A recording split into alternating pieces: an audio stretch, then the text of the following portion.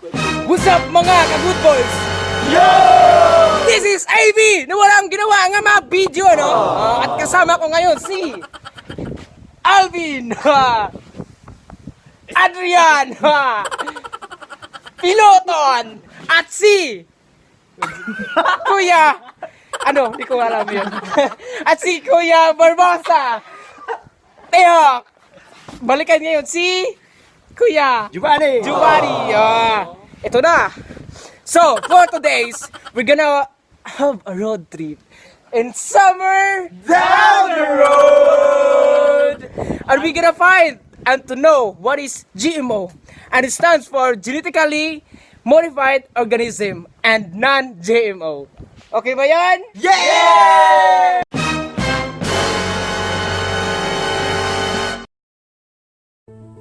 GMOs are one of the most controversial areas of science. Genetic engineering is used in many fields, but even though medical applications like GM insulin are widely accepted, the debate heats up when it comes to food and agriculture. Why is that? Why is the same thing treated so differently? Let's try to get to the bottom of this and explore the facts, the fears, and the future of GMOs.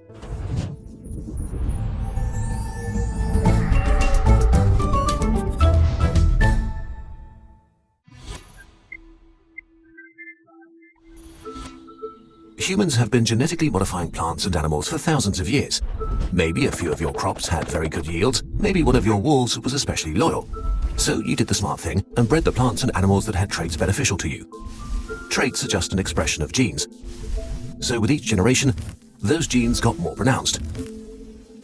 After thousands of years, almost every single plant and animal around us is vastly different from its pre-domesticated state. If humans have been changing genes for millennia, what makes a so-called genetically modified organism, or GMO, different? Selective breeding is basically hoping for lucky hits. Genetic engineering eliminates this factor. We can choose the traits we want, make fruit grow bigger, immune to pests, and so on. So why are people concerned about them? Let's start with one of the most common objections to GMOs. Gene flow, meaning GM crops could mix with traditional crops and introduce unwanted new characteristics into them. There is a method that might guarantee complete prevention, but is a big anti-GMO argument by itself: terminator seeds. The idea is that they could produce sterile plants, requiring farmers to buy new seeds every year. The very concept of this, however, caused a public outcry, stopping the technology being put to use. This brings us back to the unintentional spreading of engineered DNA. There have been cases of GMOs growing where they weren't planted and traces of modified genes found in foreign crops. But GM plants can't run wild entirely. Many crops pollinate themselves, and all crops have to be related to mingle. There are also cultural methods like buffer zones to keep unintentional crossing at a minimum. But if it's possible in principle that a GMO could unintentionally cross with a non-GMO, there's actually a more important question.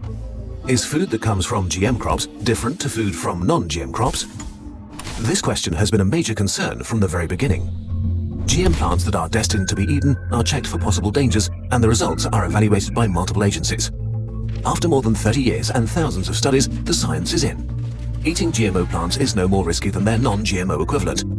But don't just take our word for it. Sources for this and other claims are in the video description. But what about plants that have been engineered to be toxic? For example, Bt crops.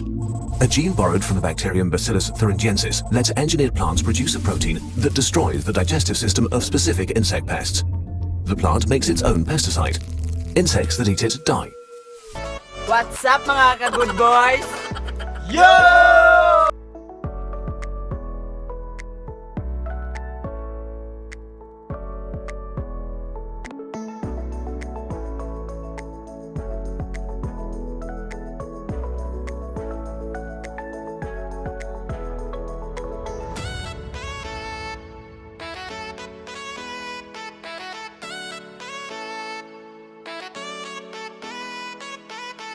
So yun na nga, hindi kami pinapasok kasi may mga bisita doon.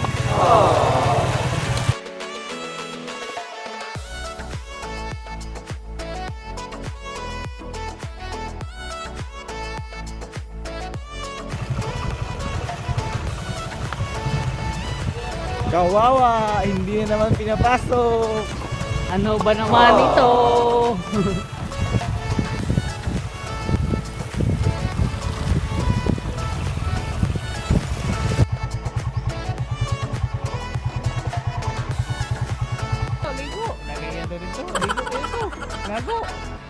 Saan bro? Ito. Ha? Siya? No, bro. Tingog na niya bro. Ano masasabi mo bakit hindi ka pinapasok? Wala, kailangan daw humingi ng permiso. Ang hirap pa hanapin ng GMO na yan. Wala talaga eh. Napagod na magbiyahe. Pinapauwi kami. Pangalawang beses na hindi pinapasok. Kanta, basa ito. Kita nyo naman. Saranda din naman kami. Magagawa. Wala magagawa. Kung di maghintay. Ano na sana pero wala. Sabi na lang kami naghihintay. Parang siya. Hintay po. Dalagang Pilipino. Of everything we've been through. Toast to the ones here today. Toast to the ones that we lost on the way. Cause the drinks bring back all the memories. And the memories bring back your. There's a time that I remember when I did not know no pain.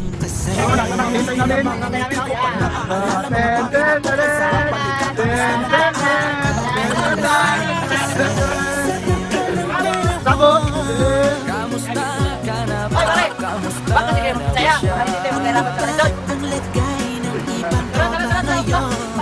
Inumang ulit na na sa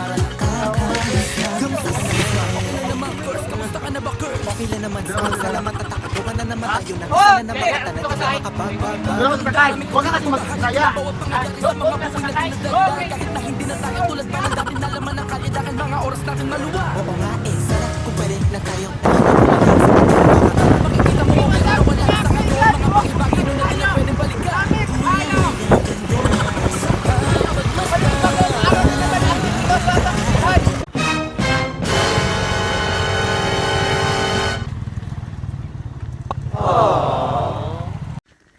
Yo! Nandito kami ngayon sa Octime Farm. So, as we can see, this is the example of non-genetically modified organism. So, anong masasabi nyo, mga ka-good boys? Diba? Nakikita natin, binading yung mga cow. At ginamitan ng mga fertilizer. So, ang rami-rami ng mga Daming kakao. daming. Kayo. Lamig kayo. Kakao. Like for example, for this kind of cacao, hindi binading, pero may markot. Pero may markot, oh, di ba? Oh, kita nyo to. Kita nyo to, mga kikas. Kikas. Ito naman ang lemon tea. Oh, dami-dami, tingnan nyo. Itong uri ng mga kakao ay mga non-GMO. Kasi ito ay naturally grown at di ginamitan ng process na fertilizer. Ito ay organic fertilizer lamang. Nakita nyo itong mga kalamansi, ito ay organic at hindi hinahaluan ng mga kemikal.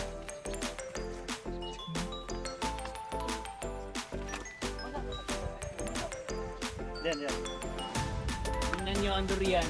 No? Ito ang isang example ng non-organic GMO na durian. Madaling kainin ng mga peste kasi wala siyang natural na panlaban sa mga peste na kumakain sa dahon niya. Tulad ko, Ang dami dito. hindi ko nain ng pesticide. Tingnan nyo. Ito talaga ang labas at resulta kapag hindi nyo ginamitan ng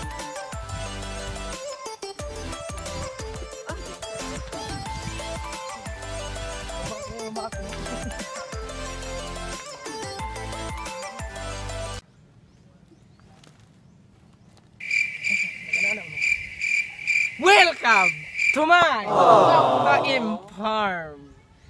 this is the example of non-GMO because this is the organic and fresh from the farm. Magkakain ba tong wati na to, ha? Bakit? Makakain ba to? Makakain ba to? Ito na. So, welcome again. It is a fertilizer. It is the fertilizer and so fresh na fresh.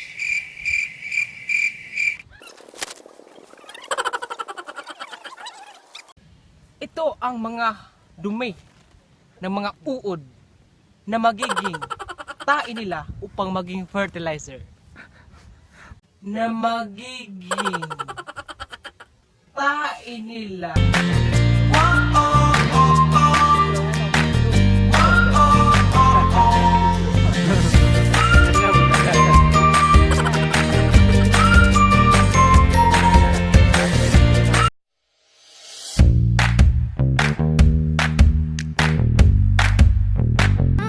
Ito na!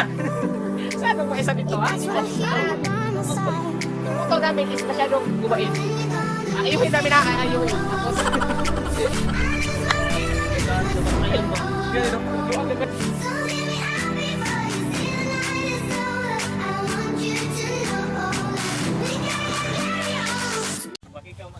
So ito na nga guys! Nahanap na namin ang corn plantation! So pupunta kami ngayon sa corn plantation.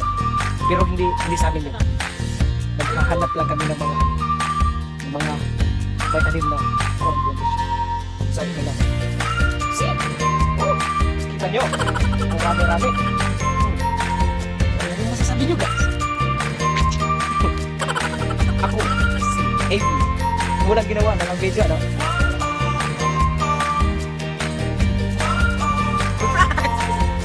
Ito na. Ginagawa mo. Ito na. Puto na kami ron. Nakikita niyo ba mas na to? Diba? Sila nagkapi ko. Sa gatawin ko. Nalaro mo sa kamukakan ko! So, yan. So, kita yan dito. Good boys! Wow! We are here because we know that plains or the corn has genetically modified organism. Sure!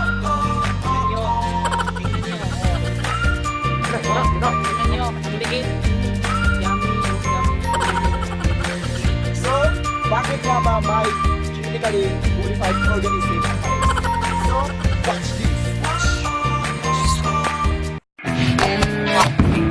Turns out organic and natural isn't always better. You heard that right. A study from Rutgers University concluded that genetically modified corn is actually more nutritious than the real stuff. Scientists added an E. coli gene that gave the corn an essential amino acid, a protein that's normally found in meat. Okay, so why does this matter? Well, corn is the world's largest commodity crop and also happens to be used as animal feed. In studies where chickens were fed the genetically edited corn, they grew significantly faster, and that means good things for farmers.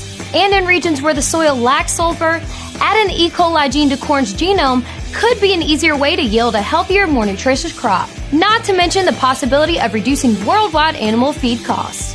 Do you think this is a useful application of gene editing? Let us know in the comments and be sure to check out Rated Red's Snapchat Discover channel. I'm Amanda Mertz. So, ito na guys, pauwi na kami. Sa iyo guys, bye-bye!